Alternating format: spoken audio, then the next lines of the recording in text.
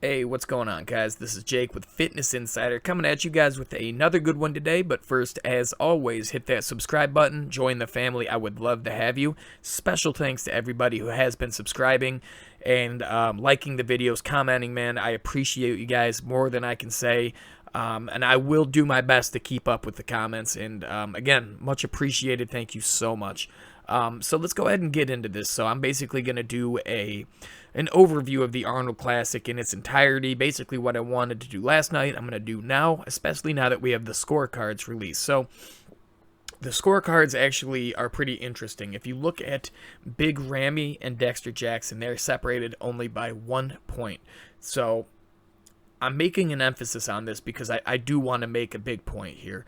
Last night in the video I made, I was sticking up for Big Ramy because it seemed like everywhere I looked online, this guy was getting nothing but hate and people saying they're disappointed in him and that he's never going to come on and he does this every time. And look, guys, do I think he could have showed up better? Yes.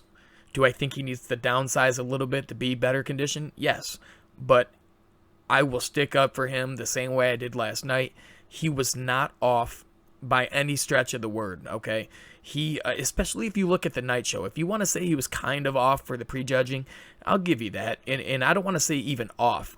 He didn't have the greatest conditioning necessary to clinch that number 1 or 2 spot. But he was not just super watery like everybody's saying. You know, he definitely had a film of water, but he also had deep cuts in his quads. His abs looked pretty good.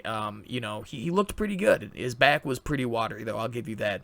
But for the night show, he made whatever adjustments he made, he did good. He came in looking phenomenal for the night show. And as I've said in the video yesterday, if he had showed up for the morning show in the same condition that he did bring to the night show, he probably would have won the show because he would have tightened up even more going into the night show, and we'd be talking about something different right now. Because if you do look at the scorecards, he lost to Dexter by 1 point. So that means even the judges, a lot of the judges had Ramy in second place. And guys, I'm taking nothing away from Dexter Jackson because, you know, at the night show, he looked phenomenal, man. Both Ramy and Dexter made so much improvement going into the night show that it really was an exciting night show, guys, because a lot of people thought William Bonac had the competition clinched after prejudging. And honestly, he did not improve that much going into finals. In fact, he either didn't improve or he might have even went back a little bit as far as conditioning, you know. And I'm not talking crap, I'm not dissing him. I'm just saying, you know, Bonac basically won in my opinion because he came in so much better than everybody in prejudging, and all the other guys had to make up a lot of ground if they wanted to take the show. It was almost already too late at that point. Now, when you look at the scorecards, William Bonac got straight, you know, first places from everybody. I don't necessarily agree with that. You know, a lot of people thought Dexter should have won the night show. Some people thought Big Ramy should have won the night show. And, you know, I think it was closer than the judges gave it credit for. But, again, William Bonac, he looked phenomenal. I'm not taking anything away from the guy. I like William Bonac. He's a solid bodybuilder. You know, he was probably the most safe person to bet on to win this show, even though I thought Big Ramy was going to. I think they all basically gave one hell of a performance. I was very entertained watching this show. I just basically wanted to stick up for Big Ramy here, where most people seem to be talking crap. I do want to stick up for him, saying that he definitely came in pretty dang conditioned for the night show. But I still will go on record that I just want to see Big Ramy come in, you know, 280 to 290 and his next show, just to see if that's what it would take to bring this guy in super tight condition, because nobody can beat this guy if he is super shredded. I can guarantee you that. Alright, guys, and moving right along, we're going to go ahead and talk about the second call-out. So the second call-out in the night show was kind of interesting because the first call-out, you know, they had Steve Kuklo in the mix, and then at some point they pulled him out and included him in the second call-out. And I don't know if this was basically to get a chance to have Sergio and him stand next to each other, or maybe Cedric, Sergio, and Kuklo in the same call-out. I'm not too sure, but either way, it was an awesome call out. I mean, you can look at this second call out right here, and this is like an Olympia level second call out. This is a very good second call out. All these guys look phenomenal. Let's go ahead and talk about Steve Kuklo first, since he got the highest placings out of these four. Steve looked phenomenal, as I've said last night. He is, this is one of the better Steves that we've seen, if not the best. He came in pretty tight conditioning, full. He has a lot of mass. He's a bigger guy. And, yeah, just a very good showing for Steve. Fourth place was a good place for him. Me personally, guys, this is just me, but I would have had Sergio in fourth place over Steve. But, you know, either way, that's fine. Steve, you know, I have no problem with Steve in fourth. Steve is bigger than Sergio. And, well, at least he has the illusion of being bigger. I don't know what their weights are, but, you know, to me, I think Sergio had a better package. His quads were more deeply separated. His conditioning was better. Yeah. But anyways, moving into that, let's talk about Sergio, man. I cannot say enough good things about Sergio. This is the guy that I was hyping up going into the show. Almost every video I was talking about how crazy this guy looked in the pictures he was putting on Instagram. And, you know, a lot of people were nervous that it was not going to translate, me included. I was wondering if this was going to translate to the stage. And, man, this guy delivered. He looked phenomenal. I was so happy to see that he was able to come in with an impressive package and really just do amazing in a stacked lineup. Fifth place in this lineup is awesome. You know, he should be very proud of himself. He had the best posing award. Let's talk about his posing, man. You know, Kai Green always was one of the better posers in recent memory because he has a very unique, crazy style of posing. You know, everybody loves Kai's posing. You know, I love it. But Sergio, man, I didn't know he could pose like that. That to me, that came out of nowhere. And when I was watching it, I was like, wow, this is amazing, man. Like, it was just, it was basically beautiful, for lack of a better term. Like, it was just a very, very good, expressive posing routine. It was just very fluent, it just looked amazing, and I give him so much credit for that because he gave a good speech when he accepted the posing award, talking about how all the bodybuilders, you know, need to step up and try to present, you know, themselves in a better fashion. And I agree, man. If everybody came and posed in more unique ways and you know, more expressive ways, I think the sport would be more interesting than when people come out for their individual and they basically just run through the mandatories with a little bit of, you know, transition. It's not very inventive. So what Sergio did last night, that was definitely a breath of fresh air. It was a phenomenal posing routine and a phenomenal showing for a guy that I'm sure is going to be a future star. I'm telling you guys, I've said it before, I'll say it again. I'm prepared to see this guy be a future contender. It was phenomenal. Can't say enough good about it. Let's go ahead and talk about Cedric McMillan next. He got 6th place behind Sergio. Do I think that was fair? Yes. Now, you could make an argument saying that Cedric should have placed higher than 6th. I would have no problem if Cedric placed higher. Say, for instance, if Kuklo, Sergio, and Cedric, they all have very good attributes about them, and they all bring their own special good things to the stage. You know, like each of these guys brings something different to the stage, and it really just depends what you place more emphasis on. You know, as I've said before, I think Sergio should have placed 4th, and Cedric is so huge compared to some of these guys, and he came in with pretty good conditioning, man. I'll go on record and tell you guys, man, Cedric McMillan is one of my favorite bodybuilders. I think he has all the genetic potential in the world. He has awesome lines, you know, full 3D muscles, you know, a nice taper. He literally has everything. So I was happy with Cedric's performance here. I think he should be proud of that. He brought a good package. He placed top 6 in a stacked lineup. I'm happy for all those guys. You know, they all looked phenomenal. So now we will get into the last call out. Okay, guys, and before getting into the last call out, I did forget to talk about Akeem Williams as part of the second call out. Now, Akeem Williams showed up in one of the best condition that I've ever seen him. I'm not saying he was insanely shredded, but for Akeem, this was really good. He had the feathering in the quads.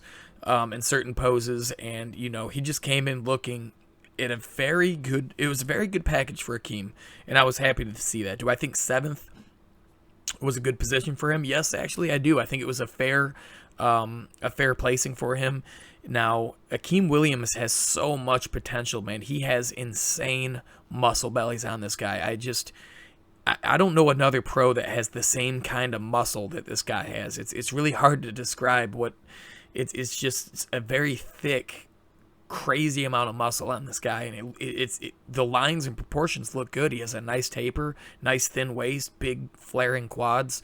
You know, he has a solid physique, and he came in with good condition and just gave a good presentation. And I think 7th in this lineup, it was a very good placing for Akeem. Okay, guys, and let's get into this last call out. So there's a lot of big points I want to touch on here. So this is how stacked this lineup is. I mean, there's a lot of stars in this lineup alone. So first, let's talk about Max Charles. Now, Max Charles literally had one of the 2 best conditions on that stage, man. Max Charles was shredded to the bone, man. When I seen him in the individuals, I couldn't believe it. I was looking at this guy like, dude, that is literally one of the best conditionings I've seen in a long time. He looked very, very good.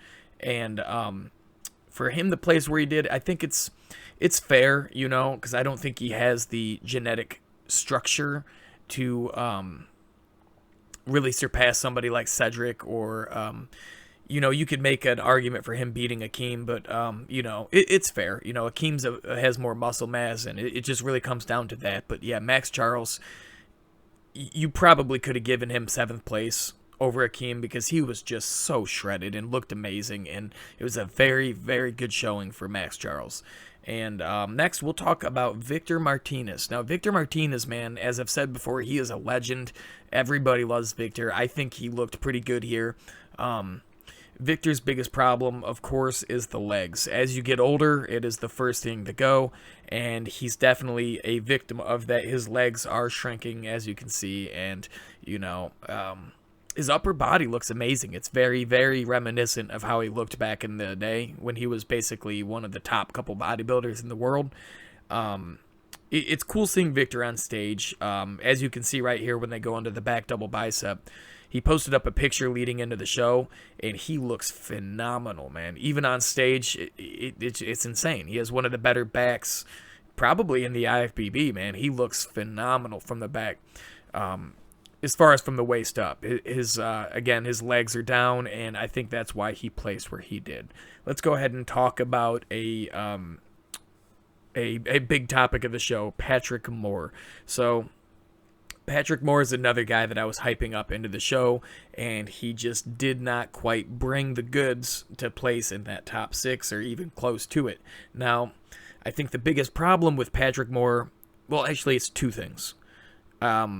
He did not come in the condition that he did at the Olympia. I'm not saying he was off or had bad conditioning. He just didn't have the crazy conditioning like he did in the Olympia that gave him the good place in the Olympia. Now, for Patrick, he does not have the size to battle it out with the bigger guys that are in the top 6, especially if his conditioning's not there. The conditioning is something, because he has great structure, man. He has great structure, he has great lines, a nice taper, a solid midsection, one of the better midsections on that stage. And, you know, it's just, unfortunately, it's not enough to compete with these guys that are just monsters. And when the monsters come with great conditioning, and he doesn't even have the conditioning to match that, I mean, he can't compete there. So, you know, it still wasn't a poor performance. He looked pretty good. It's just he's going to need to bring something better than that in the future if he wants to hit those higher numbers. But even so, guys, he's a very new bodybuilder. He's going to continue making the improvements that he needs to make, and I'm sure we're not even close to seeing the best that Patrick Moore has to offer. So I still have faith this guy is going to be an up-and-coming star. Okay, guys, let's get into the final 3. Let's start with Josh Lenardowitz. Now, Josh Lenardowitz is someone that I had originally thought would place much higher here, and then as the updated picture started rolling in closer to the show, I started having my reservations basically because, you know, the health issues. I'm not going to go too in-depth there, but when he basically started talking about and showing pictures from how he looked in January to February to March, it was just way too short of a time to go from that level of condition that he was in January to think that he would be, you know, top 6 material in a stacked Arnold Classic lineup. So I feel bad for Josh, and as I've said in previous videos, man, I think what he did here was commendable. It's amazing that he even stepped on stage. He had a very difficult prep with all the health issues and the stuff he had to deal with in the prep. It's commendable. You know, I'm very happy he came up here and looked as good as he did, and I'm sure, you know, with time he's going to get back to being that old, to his old self, being back at that amazing shape and that mass that he's normally known for. So hopefully he keeps his head up and he's proud of himself for getting on stage, because I think he did an awesome job considering the circumstances. And now we'll move on to Morgan Asti. So this is a guy that has more mass than anybody on the stage. He is literally the biggest guy on stage, and honestly, between him and Max Charles, these guys had the best conditioning on stage. Look at this guy's glutes and hamstrings and just everything. The separation in dryness is incredible. I cannot believe the level of conditioning that guy had. It's one of the best I've seen in a long time, and it definitely deserves some praise there. Coming into a massive show like this, you know, he did good. You know, his structure, you know, being a very tall guy like that, it's going to be hard to fill out to give those proportions that he needs to match the other guys that are higher up in the lineup. But, you know, for what he has, he did a very good job, and I think he looked pretty good, man. He looked amazing for especially for being a new pro. You know, this was a very good version. It was a very good show for him. So we're going to move on to Johnny Jackson. So Johnny Jackson, he made a comeback, and he chose this show to come back at, and, you know, his upper body, he looks like a tank. You know, he has so much thick muscle. His traps are massive. His back is incredible. This guy has like power lifter strength. You know, he just is a very strong bodybuilder, but very much like Victor Martinez, he's an older bodybuilder, and he seems to have lost his legs, and he's probably going to have a very difficult time getting them back. As soon as I seen him walk out, I knew he probably wasn't going to place too high here. In fact, as soon as I heard he was coming back, I knew he was probably not going to place too high here. And I'm not dissing the guy at all. You know, I think it's commendable. These guys love competing, and for them to want to come back, to get back to competing, to doing what they love, you know, it's commendable. I give all these guys credit. You know, they're killing themselves to do the best they can do, and I think that's great. You know, he looked very good for what he brought, and, you know, that's awesome. But anyways, guys, it was a long video, a much longer video than I had intended for, but I just wanted to give everybody a fair you know, a fair analysis and basically talk about the show and make a lot of points. So that's why I let the runtime kind of just keep going. But to everybody that did make it this far, thank you very much for watching. I definitely will have more Arnold Classic videos coming, so stay tuned. Definitely subscribe if you're not, because I will keep you guys updated on all the newest stuff. We have more Arnold Classic stuff coming up, so stay tuned. I will see you guys in the next one.